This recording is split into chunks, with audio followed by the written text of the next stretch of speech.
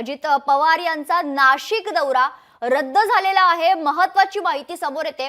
अजित पवार ज्या हेलिकॉप्टरने खरं तर नाशिकला जाणार होते, त्या हेलिकॉप्टरमध्ये तांत्रिक बिघाड झाल्यानं दौरा रद्द झाल्याची माहिती समोर येते। अजित पवार यांचा नाशिक दौरा याकडे खरं तर सर्वांचंच लक्ष होतं। यावेळी अजितदादा काही बोलणार का, याकडे देखील राजकीय वर्तुळात चर्चा सुरू होती। मात्र आता त्यांचा हा नाशिक दौराच रद्द झाल्याची माहिती समोर येते। हेलिकॉप्टरमध्ये तांत्रिक बिघाड झाल्यानं नाशिकचा अजित पवार यांचा दौरा रद्द झालेला आहे।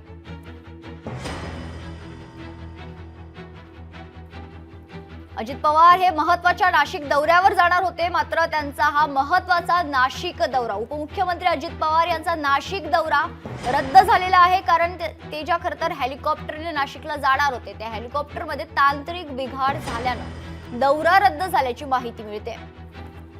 या संदर्भात अधिक माहिती जाणून घेऊयात। आमचे नाशिकचे प्रतिनिधी महेश महाले आपल्या सोबत जोडले गेलेले आहेत। तर महेश, काय अधिकची माहिती आहे? उपमुख्यमंत्री अजित पवार यांचा आता नाशिक दौरा रद्द झालाय। मेघना, खरं तर उपमुख्यमंत्री अजित पवार हे नाशिकमध्ये आज कार्यक्रमानिमित्त येणार होते। त्यांच्या उपस्थितीमध्ये नाशिकमध्ये 2-3 कार्यक्रमांचं आयोजन करण्यात आलेलं होतं।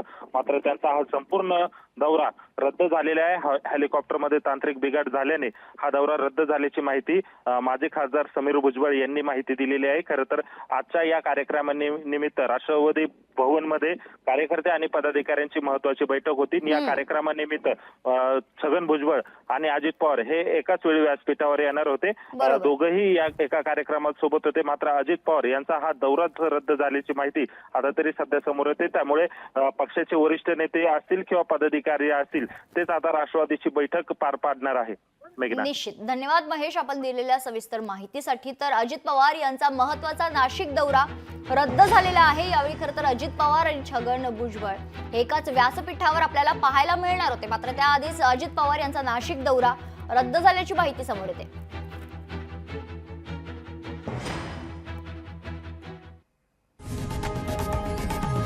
लोकशाही मराठी ऐका, पहा, जागरूक रहा।